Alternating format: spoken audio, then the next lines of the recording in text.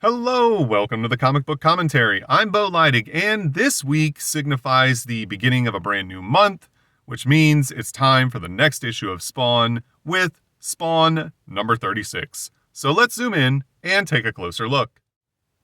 First published in October of 1995, we see here a fantastic cover on this book. Super detailed, really great at depicting the encounter that Wanda and Spawn had earlier in the series, where Wanda went looking for Spawn in the alleyways to try and get more answers about what happened with all of the people who were targeting her husband, Terry Fitzgerald, and she being attacked, Spawn then defending her, not even realizing it was Wanda, from the men who attacked her, but at the same time responding to the attack with such an incredible amount of violence and ruthlessness that it terrified Wanda. Of course, she has no idea that Spawn is actually her late husband, Al Simmons, and she tried to get some answers from him, but he was not really responding the way that she was looking for. He, of course, was completely caught off guard by the fact that his former wife had come to search him out and was really kind of at a loss for words, especially when he realized how terrified she was of him. And she eventually just ran off and left Spawn, aka Al Simmons, alone to kind of wallow in his sorrows as he realizes that the woman that he, made the deal with the devil with to come back to is now, completely petrified by his presence and doesn't even want him to touch her. She's so scared. Story, Todd McFarlane. Pencils, Greg Capullo. Inks, Todd McFarlane. Copy editor and letters, Tom Orzechowski. Color, Steve Oliff, Quinn Suppley, and Ollie Optics. Special thanks to Kevin Conrad and Julia Simmons. Here on the first page, we get a close-up of Spawn's face with, unfortunately, no background behind him. And I only point that out because there's actually quite a bit of no background panels in this issue, which those of you who watch the channel know that's kind of one of my pet peeves. Now, I'm a little bit I would have forgiven it had it just been this page, given the fact that we do get this extreme close-up, and most of what background we would have seen is, covered up here by the exposition panels. So it's okay. I would have let that go. But like I said, this is a trend that kind of continues throughout a lot of the book.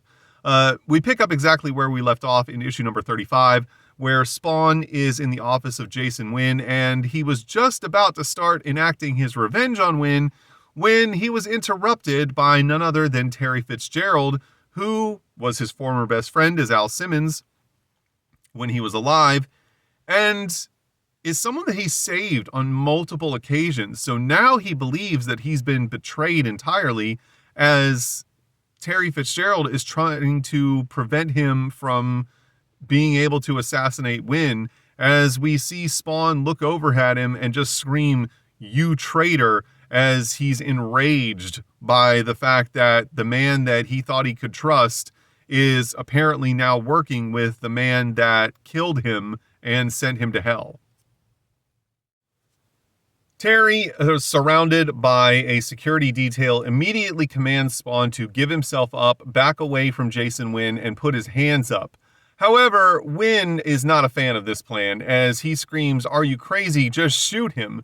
But Terry states that they won't get any information from Spawn if they, take him out, so he needs him alive. Of course, they don't realize that Spawn's not alive in the first place, and even if they do unload all of their guns on him, he'll still be fine. Wynn then decides to take matters into his own hands, as he states that he's relieving Terry of his command and immediately commands all of the security detail to open fire on Spawn before he disappears into the shadows. However, we can see here in this panel that Spawn has already beaten him to the punch and has in fact disappeared into the shadows. All of the men start opening fire wildly into the direction that Spawn disappeared. Of course, he's not anywhere close to where they just thought he was at. And suddenly he launches 2 filing cabinets across the room into the security detail. At this point, Terry comes over and tells Jason to get down and tries to open fire, but states that, they really should be trying to take him alive. Wynn, however, again states that this is not happening and yells out to Spawn, stating, "You're not going to leave this room alive." And Spawn responds from the darkness by saying, "You want to bet?" Which is kind of funny because despite this being like a heated exchange between the two of them, Jason Wynn is right. Spawn's not leaving here alive because he didn't show up alive. He's been dead the whole time. But Spawn's, trying to be a badass and, basically put Wynn in his place. Also, you'll notice throughout both of these pages, not a whole lot going on in the way of backgrounds. And what the hell kind of Nerf pistol is Terry Fitzgerald wielding? Every time we've seen Terry up until this point, he's been drawn with a pretty realistic looking service pistol. And now all of a sudden he has this ridiculous whatever it is. I will state, for as much as I love Greg Capullo's artwork and I'm a huge fan of it, this is the one area where I will give him a boatload of criticism. That man does not know the first thing about how to draw a realistic looking firearm. Like, I could understand if these were supposed to be some kind of sci-fi laser rifles and them looking like this, but they're not. You can see the shell casings being ejected.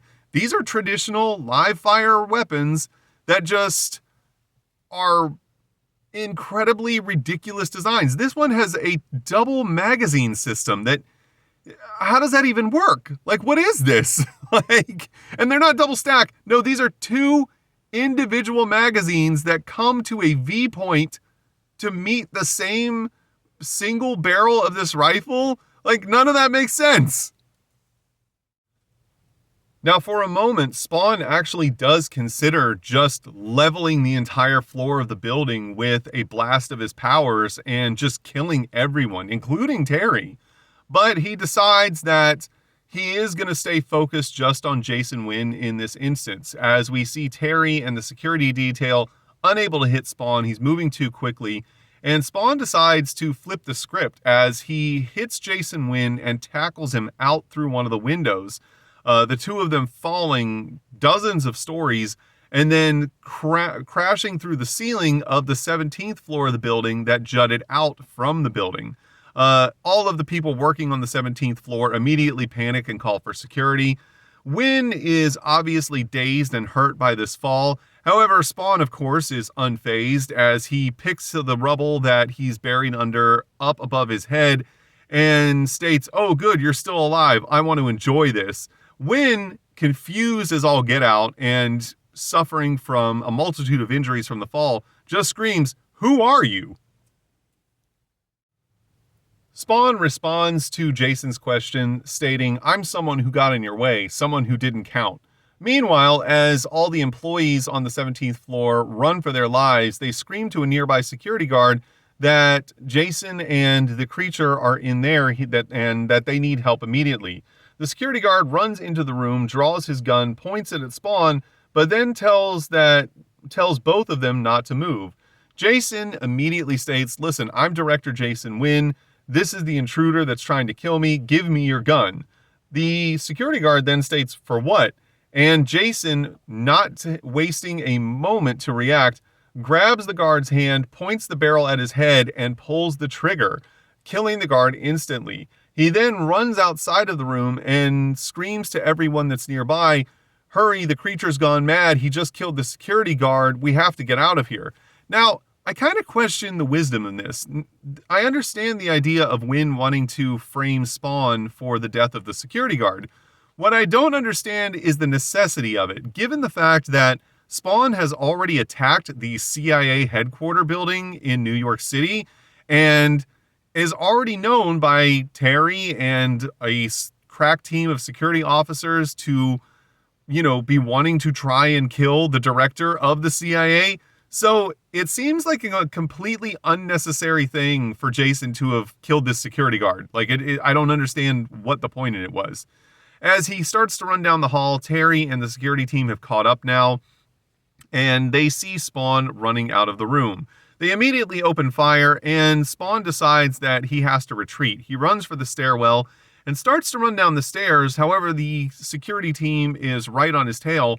So he decides that he needs to take the quickest route, which is to jump the railing and just dive down the stairwell, which catches all of the security detail on fire, or off guard, as they continue to fire upon him, not believing what they just saw in terms of him jumping down the stairwell, which I find odd given that they've already witnessed him jump out of a window and fall like a dozen stories through a rooftop, and he's, completely uninjured.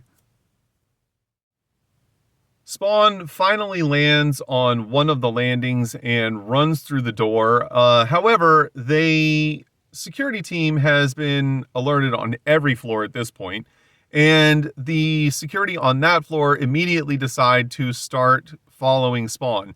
Now, I don't know how far he fell. He was only on the 17th floor when he dropped, so he might be down as far as the 10th or maybe 9th floor here. There's no telling, and this is relevant in a moment. As Spawn continues to run, he had the misfortune of landing on one of the floors that's experiencing a remodel. So it's kind of a maze and not set up the way that the rest of the floors are. And as he's running, he reaches a dead end, which the security team is happy about, believing they now have him cornered. However, Spawn just curls up and bursts through the wall of the building itself. Now, this is completely feasible given that we've seen before that Spawn can increase his density to super high levels, basically turning himself into a living wrecking ball. And we see him fly through the air, smash through a water tower, and then land on the rooftop of the Merrill Lynch building. This is where I find a little bit of question here because, like I said, he was on the 17th floor when he jumped down the stairwell. And he went down several stories to maybe the 12th, 11th, 10th, 9th floor. And then he jumped out through the wall and fell downward onto the rooftop of the Merrill Lynch building, implying that the Merrill Lynch building is only 5 or 6 stories tall, which is impossible. There's no way that the Merrill Lynch building in New York City, in the middle of the financial district, and, one of the biggest investing firms in the world, has that small of a headquarter building in New York City. It just doesn't make sense. And I think this was something that Todd wasn't necessarily thinking about when he was writing out all of the story points for this. Like, the idea of Spawn jumping out of the CIA building and landing on the rooftop of another building does make sense, but it would need to be a much taller building if it's the Merrill Lynch building. However, Spawn is not safe yet, as he's immediately caught up to by helicopters that have been scrambled by the CIA, and they get spotlights on him in a heartbeat. We then see that these are no mere police helicopters. These are actually fully armed Apache assault choppers, which is a little bit overkill in my opinion. Spawn realizes that he needs to move, so he immediately starts to run across the top of the rooftop. The gunners in the choppers take aim, lock onto their target. As we see a close-up of Spawn's face, one of the choppers then fires off a missile, as we see that they actually blow up the top of the Merrill Lynch building in the middle of New York City in an effort to try and take out Spawn, which is insane that Jason Wynn would be like, sure, this is fine. We're just going to blow up the top of one of the most important financial buildings in the entire world just to try and get rid of this one guy who tried to kill me. What? You talk about gross overkill. And especially when you consider the fact that, Jason Wynn is supposed to be keeping a low profile, as he's double dealing and playing both sides all across the world to try and amass a huge fortune. And he answers to a lot of very powerful people who are not going to be okay with the fact that he just caused this kind of an explosion in the heart of New York City. Also, we can see here that the Merrill Lynch building is depicted as being very tall, which means that it would have been impossible for Spawn to jump to the rooftop downward from the 10th floor of the CIA building. We also notice here down on the bottom that Spawn's power level is currently at 6,887. Did Spawn teleport to get away from the rooftop? Did he just tank the explosion? We're not sure, and it's not really explained, so it's up to your interpretation. We are then teleported across town to the office of Sam and Twitch, who are rather depressed and feeling defeated as they finally turned in all of the evidence they had against Chief Banks, only to be told in less than 24 hours by Internal Affairs that Chief Banks has been cleared of any and all wrongdoing. At this point, Sam and Twitch both realize that whoever his contact is at the CIA has power that they greatly underestimated. Of course, they have no idea that this is Jason Wynn, the director himself. And they realize that they were basically always going to run into this problem, and that, Banks never really had anything to fear, even with all the evidence that they had. As Twitch states, even the stuff that didn't involve Billy Kincaid should have been enough to at least get Banks fired. But unfortunately, nothing happened to him at all, and they're kind of at a loss as to what their next move should be. They're at this point interrupted when Chief Banks himself runs into their room to gloat, basically stating that, everything they tried to do to get rid of him has failed, and also that, while he's not going to fire them at this exact moment because it would raise too much suspicion, he's basically going to have them under a magnifying glass. And the moment either one of them screws up, they're going to be canned immediately. And not only is he going to fire them, but he's also going to make sure that their pensions are gone. However, at this point, he kind of takes a step over the line as he then infers that once they're off the force, that they need to keep one eye looking behind them at all times, because he's basically, in no uncertain terms, threatening that he's going to kill them eventually. This, however, does not sit well with Twitch, who finally gets up in his face and states, "I've already kept copies of all of the information that we turned in to Internal Affairs, and if anything happens to either one of us, I've set it up so that all of that information is going to be sent to every news agency around the world." And he then warns Chief Banks that he himself is a sharpshooter, and not just a sharpshooter, the best in the city. And if Banks does anything to harm Sam or try and come after him or his family, that he's going to put a bullet in both of Banks's eyes, and that Banks is not to test him on this subject. And we have seen Twitch make shots like that in the past when he put a bullet in the ear of Overkill to prevent him from killing Terry Fitzgerald. We are then teleported to the home of Grandma Blake, and she is enjoying a visit from Wanda and Wanda's daughter, Cyan, as she states she's so happy to have the two of them around. Wanda states that she wishes Terry could have been here, not knowing that he's been in the middle of a firefight with Spawn, and, hopes that, he'll be able to get off work a little bit earlier going forward. Grandma Blake says that she understands and tells Wanda that the two of them do work very hard. And Wanda even states, "Yeah, I wish we could have more time together. I can't even remember the last time the two of us just sat on the couch and turned on the TV." We then get to the news reports with still using the CNN and E! Entertainment Network copyrighted and trademarked logos, talking about the explosions on the Merrill Lynch building. Now, they're all equating this to dealings that the U.S. is trying to do with the peace treaties that the Clinton administration was trying to broker between Israel and Palestine that obviously went nowhere eventually. But they also bring up the attack that was made on the World Trade Center in the mid-90s. For those of you who are younger and don't know this, there was an attempt to blow up the World Trade Center in the mid-90s where some terrorists detonated a bomb underneath the building. The bomb itself, however, was not nearly powerful enough to actually destroy the building, which led to the terrorist attacks in 2001 where they crashed the planes into them. They state that the CIA is telling everyone that those are unrelated events, and the only person who even gets kind of close to what the story actually is our old pal Thurston Burns. Now, Thurston is completely wrong in the motivations that he states that the attackers had, but he is right in terms of stating that the official narrative is nowhere close to what actually happened and that the higher-ups are definitely hiding something. Now, Thurston is in fact a, conspiracy theorist nut job kind of dude, but you gotta hand it to him. Sometimes he's correct, and this is one of those times.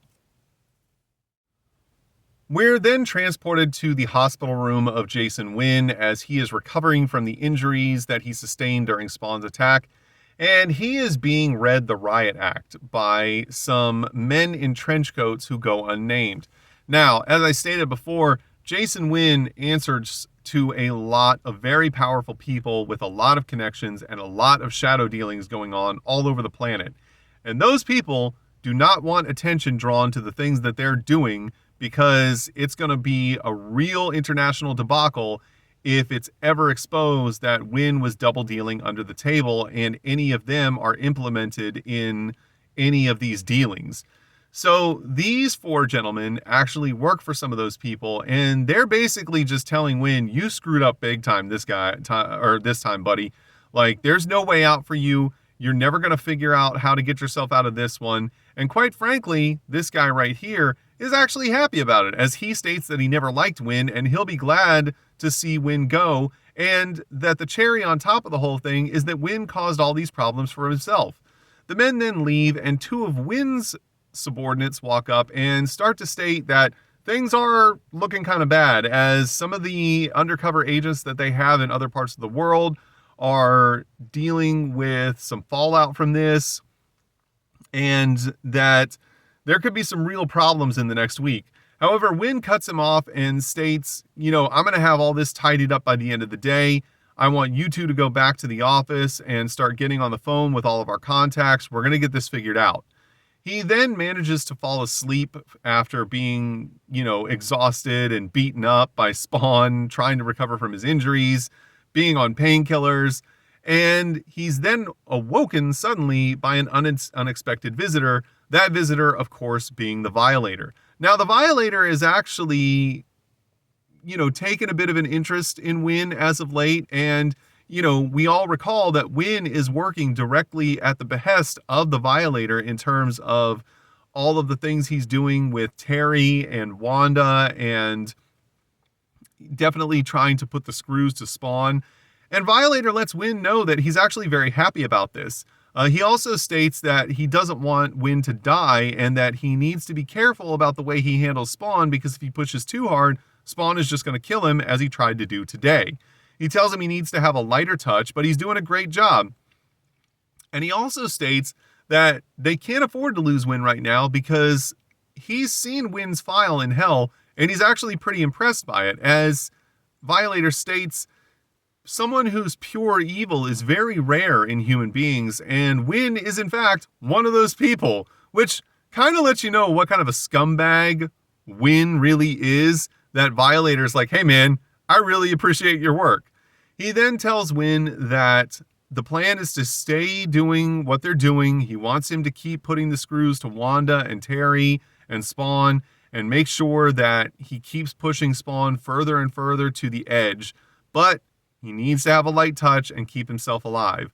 A nurse then comes in and asks Mr. Wynn how he's feeling, and as he turns around, he looks to see that the Violator has disappeared, and he's once again left to his own devices.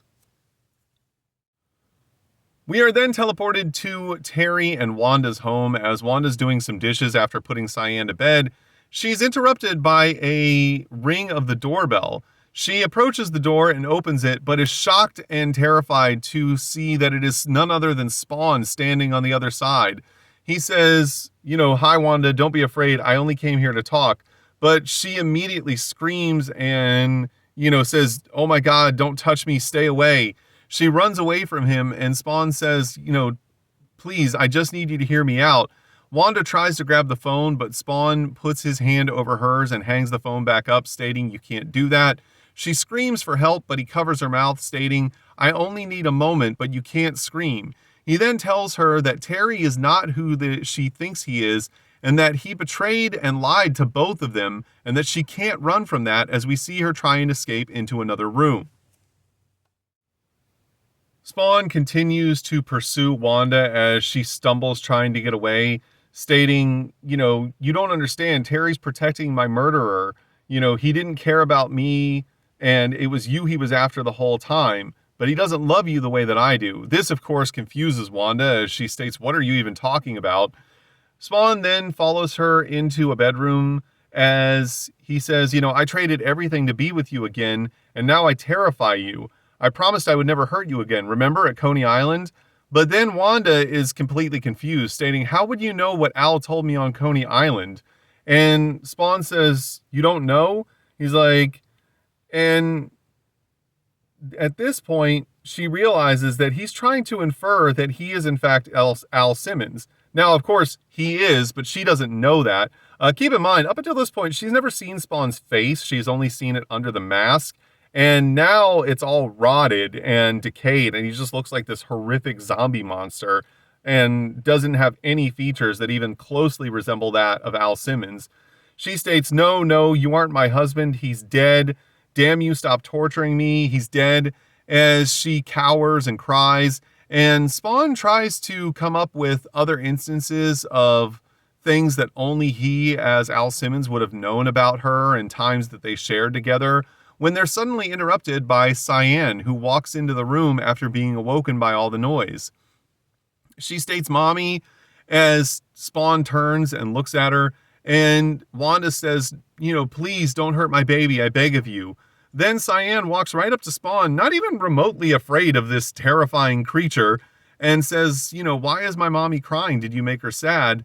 Wanda continues to plead, asking that, Spawn not hurt her child, that she'll do anything he asks. As Cyan asks, does my mama know you? And Spawn simply turns and leaves the room and the home, stating, I thought she did once, but not anymore. And the worst part about all of this situation is that Spawn's completely in the wrong here. The things that he's telling Wanda about Terry betraying them is not true at all. He has no idea that Terry is trying to lead his own undercover investigation against Wynn, and that's why he's there, and that Terry has 100% been truthful with Wanda about all of this, and that she's actually helping him. So at this point, Spawn is just making Wanda's life miserable and terrorizing her and her family for his own selfish desires, and, trying to throw Terry under the bus for doing things wrong that he hasn't done.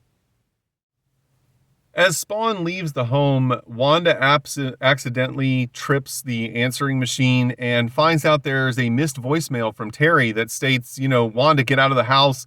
Spawn's gone crazy. He attacked us at the CIA building. He might be coming there to hurt you. He knows who we are. You've got to get away. Of course, she receives this message far too late, as we see Spawn later that evening in the alleyways, seething with anger and confusion and depression and hurt and sadness, just wallowing in all of his own self-pity, as we've seen him do so many other times before. However, this time he actually feels justified in feeling this way, given that, he believes that Terry is working with Wynn. And as we pan away, it states that Hell's torture is his torture, and it continues as we see Spawn scream into the night, scaring a bunch of bats at the end of the issue. We then get to Image Info, which is, once again, just the same old upcoming Image comic books from 30 years ago, so I'm not going to bore you with any of that. We then reach the spawning ground, of course, the letter section for readers to write in and potentially have their letters responded to by Todd McFarlane. And this one was actually kind of interesting. One reader praises Greg Capullo, but in doing so, also kind of disses Todd's artwork, which I find kind of funny. Now, Todd doesn't actually take the bait on the criticisms of his artwork and just thanks the reader for praising Greg's artwork, stating that he also loves Greg's work and that Greg's going to be on the book for as long as he wants to be, and that Todd has no intention of getting rid of him anytime soon. Todd then defends a media smear piece that was made about the comic book, which I find strange. He states that, it's because, they only have a certain amount of time to get the story out and done and blah, blah, blah. And that's why they didn't contact me for comment and all that thing. And it's like, no, man, this was an absolute smear piece. They were just trying to, smear your work in the public eye and make it sound like it was something it wasn't, to try and get people to watch their program. And also it had to do with like a local politician who was trying to use the issues of Spawn in question to bolster like a censorship campaign and get people to vote for them so that they could write a bill to prevent this type of stuff from being put into the hands of children. Kind of the same idea as the whole, we have to stop violent video games or violent movies, or this type of music shouldn't be for kids, blah, blah, blah. And I get it. There's definitely media that's not necessarily for younger children, but at the same time, that doesn't mean it shouldn't exist. Which, again, I understand Todd's reasoning that he's trying to give this media's outlet the benefit of the doubt, but he shouldn't be, because they were completely in the wrong. One reader then is mad at a spawning ground letter from an earlier issue where one of the readers told all the younger readers to stop whining and stop complaining. And this reader, who's only 15, took real issue with that, as he stated, I don't feel like because I'm a teenager, none of my opinions should matter to anybody. And Todd actually agrees with him on that count, stating that, he felt like, he knew everything at the age of 7 except how to drive. And that, he's kind of stating that younger people tend to believe they've got a lot of things figured out that they don't, which is true, because you've only experienced so much in your young life that you don't know a lot of things, and you come to incorrect conclusions because of a lack of knowledge, not necessarily stupidity or, a way of thinking about things wrong. You're just ignorant to a lot of factors that may be contributing to the situation. Now, I do agree this young reader has every right to be offended by someone who's just chastising him for his age. That's completely reasonable. Todd's bringing up a point that, in your youth, you don't know what you don't know.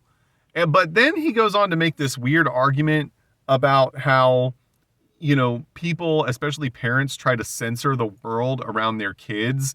And, instead of talking to them about stuff. And I think this is kind of like how he's justifying the extreme levels of violence and gore that's in Spawn, and those issues getting into the hands of like younger readers. And okay, I get where you're coming from there, but here's the thing. The reality is he's basically making the case in his response that kids should kind of have access to like whatever they want in terms of media, as long as their parents are willing to sit down with them and, go over what they're looking at and explain like the fantasy and stuff about it. And it's like, okay, I see where you're coming from here, but at the same time, like his daughter at this point would have been like around 5. And I guarantee there's no way that he and his wife were just going to be like, oh, hey, we just went down to the movie store and rented this hardcore porn that we're going to put in for you. They're not doing that. They never did that. There's no way. So he's a little bit hypocritical in the way that he's presenting this, because he's stating that parents shouldn't be censoring media and stuff from their kids, when I know for a fact he absolutely was doing this with his own child. But, unfortunately, sometimes when you're trying to make what you think is a good point, you kind of overstep the bounds a little bit and go into realms where you're being a little bit hypocritical.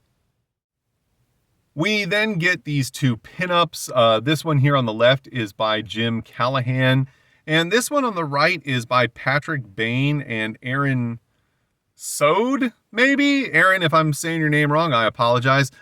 These are both pretty good. I like both of these. I really like this take on the clown of him being like super overweight and just like really kind of gross with like his weird spindly fingers, still kind of like hearkening to his Violator form, carrying a chain. This one, for whatever reason, I don't know, I just really like that one. Even though I feel like this one to the left has like a bit more going for it in terms of, what's going on in the backgrounds and how overall fleshed out this image is. This one on the right, for whatever reason, I like this one more.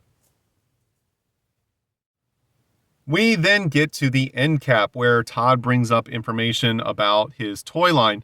Now, he does bring up that there were some delays with the wave and not everything has hit store shelves yet. He also includes some pictures of some of the new figures. This werewolf figure, who I do remember this one. The Die Hard figure I remember. This guy up here, the Vertebraker, I don't remember this guy, but I really like this figure with all the weird, like, mandible arms and stuff. These are cool with, like, the pincers on them and stuff. Those are neat. And then also a large Mabulja figure. I can't remember if this was a re-release or if this was a new Mabulja figure. I think this was actually just a re-release because the original Mabulja was so hard to come by and so few people got their hands on it. And we also find out that in September of 1995, the Spawn Ultra Action line from McFarlane Toys was actually the 14th best-selling toy line in the entirety of America, which just goes to show you how big of a deal and how much of a splash McFarlane Toys was making at this time, given that it was a brand new toy company and hadn't even released the entire lineup for that fall, but was still ranking 14th across the entire US. That's pretty impressive for a guy that had only been making toys for like a couple of years at this point. We then get 2 pages of Spawn Direct where you can mail away for Spawn merchandise and playsets and toys and signed copies of books and trade papers. And man, if only I was able to get my hands on some of this stuff 30 years ago, specifically the apparel. I really like all of these shirts. That hat is super cool. And I really wish that I had been smart enough to buy any of that stuff. Then again, in 1995, God, I would have been 12 years old, so it wasn't exactly like I had access to a credit card or the ability to write checks. I would have been completely dependent on my parents. But I do want to give kudos to Todd for putting the order form on the back side of an advertisement. So if you do cut this out or rip it out, however, to mail this away, you don't have to actually have to damage any of the story portions of this comic book, which we saw in several other Image books from this time period, where you would have had to literally mar the last page or the middle pages, some of them, of the book to cut out the mail away form, which I don't know how you could have ever thought that was a good idea if you were the one publishing that book. But Todd thought ahead and made sure that you'd only be messing up an advertisement if you decided to do this. We then get an advertisement for the Bad Girls of Wizard issue, which is just talking about a lot of the sexy superhero women. It does have a preview for the, at that time, upcoming Barbed Wire movie starring Pamela Anderson. If you've never watched that movie, good. Don't. It's 90 minutes of your life that you'll never get back. I regret watching that film ever since I saw it. It is a god-awful movie. I can't believe it got made. I can't believe that, like, if you're choosing between Barbed Wire starring Pam Anderson and Steel starring Shaquille O'Neal, watch Steel. Steel sucks, but it's 10 times the movie that Barbed Wire is. And on the reverse inside cover, we get an advertisement for the upcoming Spawn Wildcats crossover miniseries. I will be making videos on this miniseries as I have the entire thing, so stay tuned for that in the future. And that was Spawn number 36. I thought this was a terrific issue. Granted, I understand that Greg Capullo did cut a few corners artistically with kind of phoning it in on some of the backgrounds in some of the pages and panels. But overall, the story in this issue is fantastic. The whole assault on the CIA, the fact that Jason Wynn has completely undermined all of his operations in his quest to try and defeat Spawn and get rid of him, and has now, brought all this pressure on himself and the people that he's dealing with. The fact that Spawn believes that Terry's betrayed him and that Wanda is being terrorized by Spawn. We also find out about the stuff with Chief Banks getting cleared and Sam and Twitch realizing that they're not going to be able to fight him from within the system and coming to this weird crossroads of what they should be doing going forward. There's so much going on in this issue, and I think it was actually handled really well. Todd did a fantastic job of getting all of this story to work in this issue, because it's a lot. There's a lot of story to cram into a single issue of a comic book, and honestly, I feel like he really kind of knocked it out of the park. Then again, those are just my opinions. You might think he did a terrible job. You may think that Greg did fine with skipping out on some of the backgrounds. You might think that some of these story points don't make sense, but if that's the case, it's okay, because everybody's entitled to their own opinion. If you enjoyed today's video, please feel free to like, comment, and subscribe, and thanks for stopping by. Have a great day.